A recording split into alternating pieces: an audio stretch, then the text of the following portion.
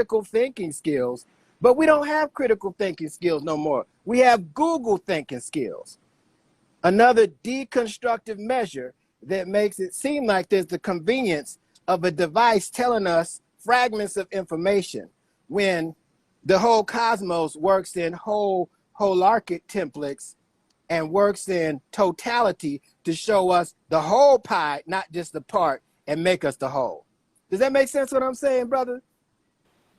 Absolutely. Absolutely. And I love how you speak about the consciousness of time. This artificial construct, it exists because of our consciousness and acceptance of it, right? We accept it, thus this is an illusion. Like you said, anything that changes is an illusion.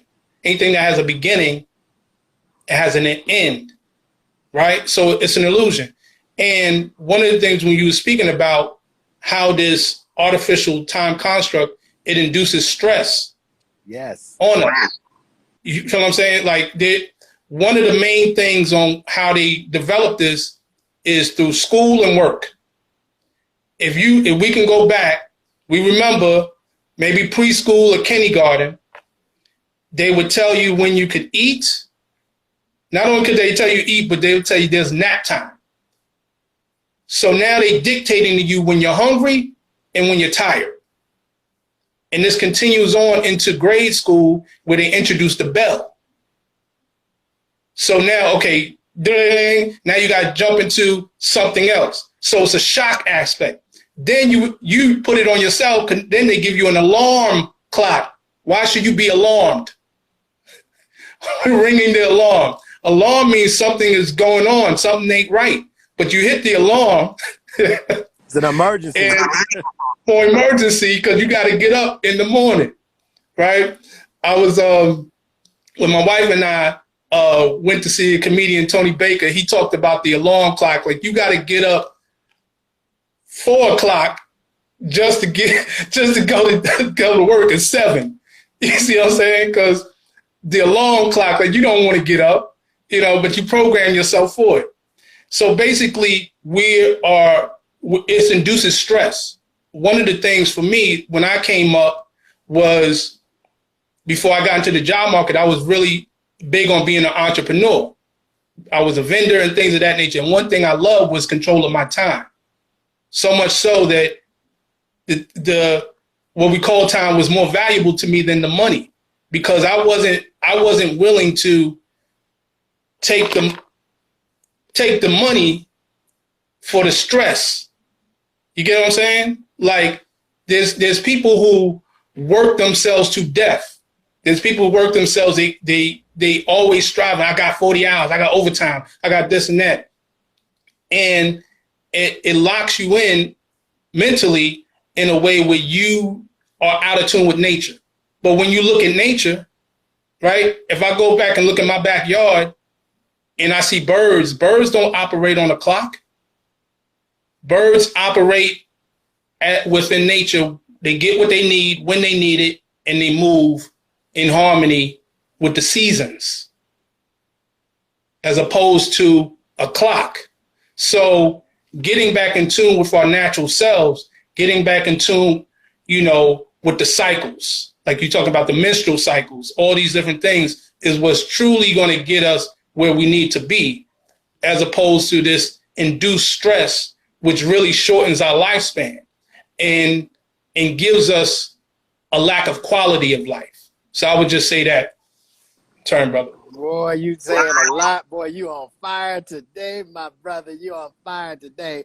This is Brother Neb Teharka and Shem El. Man, we are really hitting on something with the deconstruction of the human mind through artificial time. And so it has been said that what controls your time controls your mind. And if we're controlled by artificial paradigms that lead to illusions, how are we going to access our true self?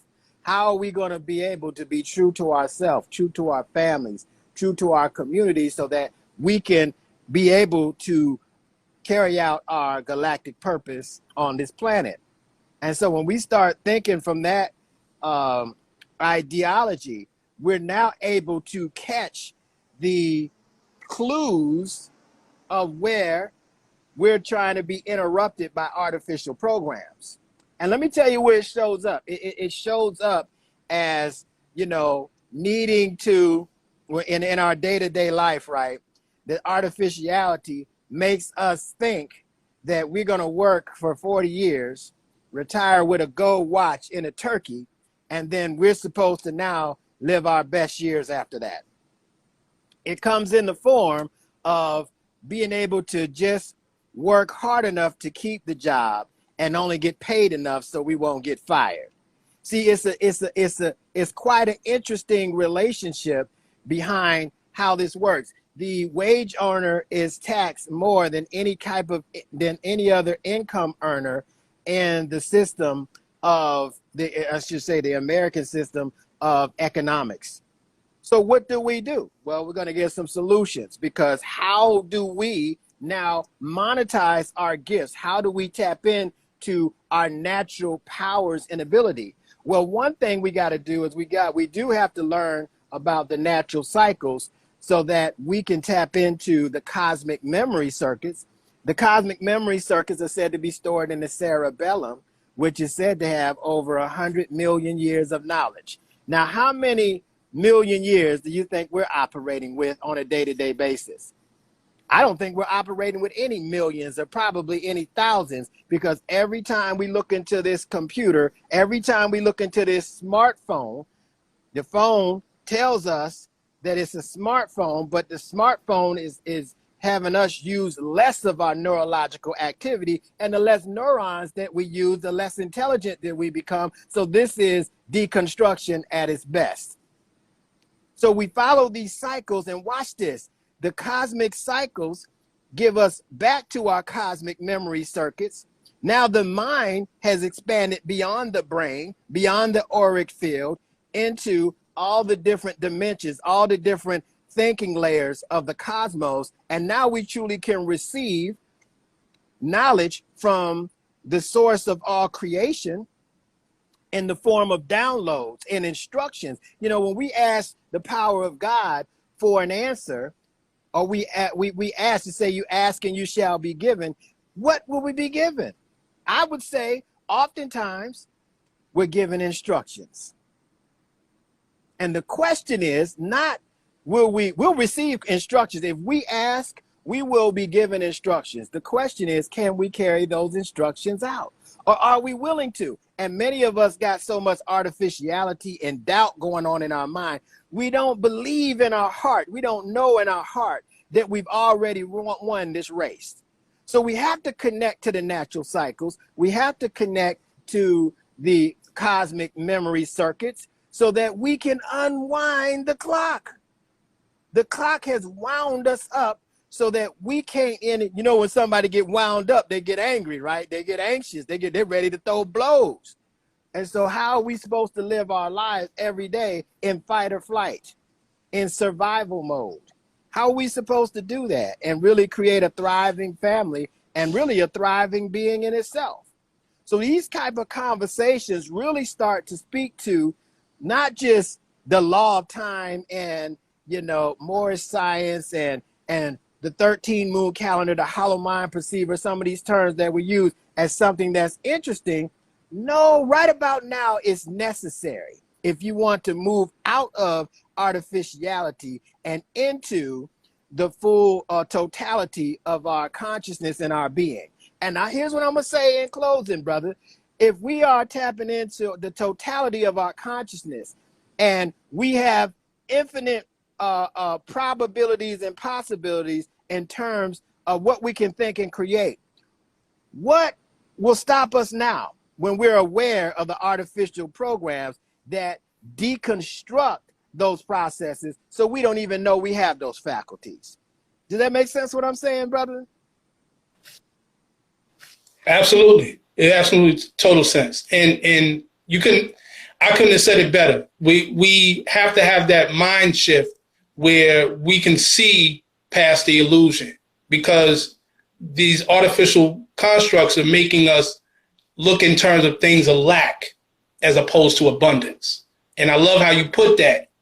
when you was speaking to what you were speaking to, because when you get into nature, you see the abundance. When you get into natural time, you see the abundance. When you get into that artificial time, everything is lack. You got a deadline, a line of dead. You catch what I'm saying? All these things deal with lack and limitations. But when we get into our natural cycles, there is no limitation. The cycle of the circle is a symbol of infinity. So we have to be infinite beings. We are infinite beings. We just have to have our consciousness within it. And that's all I want to just say, brother. I enjoy this time just building with you all the time. Hey, brother, the feeling is mutual. So before we go, I want, Brother Shem, I want you to give your information again so people can purchase your books. Brother, you sharp as a Ginsu knife and beyond.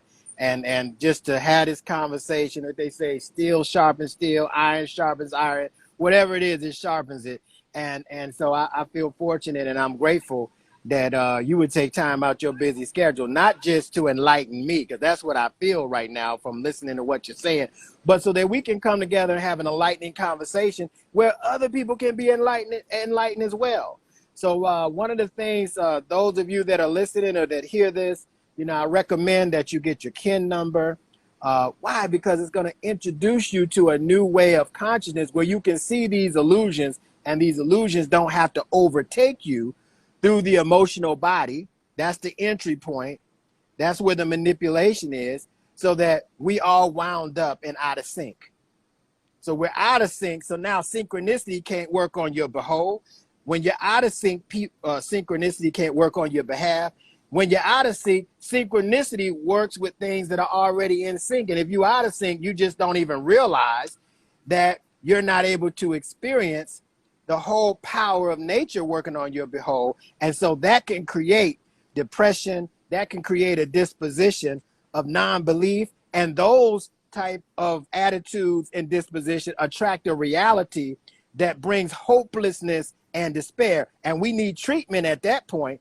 We need therapy at that point, because we're going to surmount some blockages that won't even allow us to access the abundance that our free will automatically has, just as the trees, it's just as the grass does, just as all the animals do as well. So those of you that are interested, make sure you inbox me. And in fact, tomorrow we're going to be doing an overview of melanated immortals and how these evolutionary tools can help us evolve beyond these artificial programs. We're also going to be doing a new kin orientation to orient you with this consciousness so that you can make it practical and integrate it into your life. But if you look at it from the outside, it looks very coded, it looks very different, and some people shy away from it. But we explain this in a way so that you can get up that learning curve. And now it truly is worth it to be able to see the truth. And they say the truth will set you free. And what will it set you free of? The illusions that imprison our mind through this mental incarceration process of being reduced from a God, objectifying spirit, and being able to take on money over abundance. So Brother Shem, give your information. Those of you who were listening, I truly thank you for chiming in. I think we got to do it one more time at least, Brother Shem, because you get me so excited the way you deliver your message. All it does is inspire me to go forward. So go ahead and close us out, Brother Shem, with your information and any final remarks. Absolutely, brother. It's a pleasure always. We definitely got to do it again. For those who are interested, check me out on my website, shemel.com. That's SHEM-EL.com. You can check me out on my YouTube, Shemel. Also on my podcast, Masterminds with Brother Shemel, which is on Spotify and other platforms. Check me out, of course, on IG. And I'll be with you next week. Neb Teharka doing it again. Peace and love.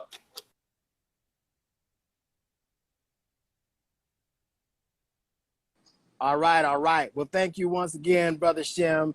Man, it's truly my honor and pleasure. I did not know, brother, what I've been missing. I didn't know you were laying it down like this. So you done really started something. You an instigator, man, because you done instigated something that's going to really evoke or bring out greater power, greater abilities in us by the power of your speech, brother. And so I I'm just in awe, just listening to you and how you articulate things.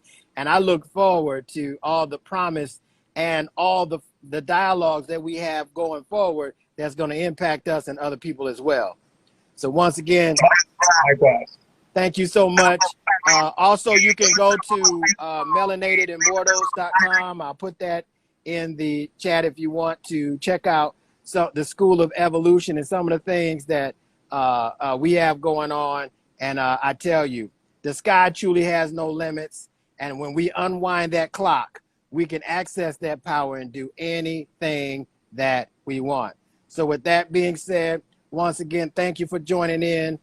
We truly appreciate you, and we'll see you on the next session. Peace, family. Peace. All right, Brother Shem.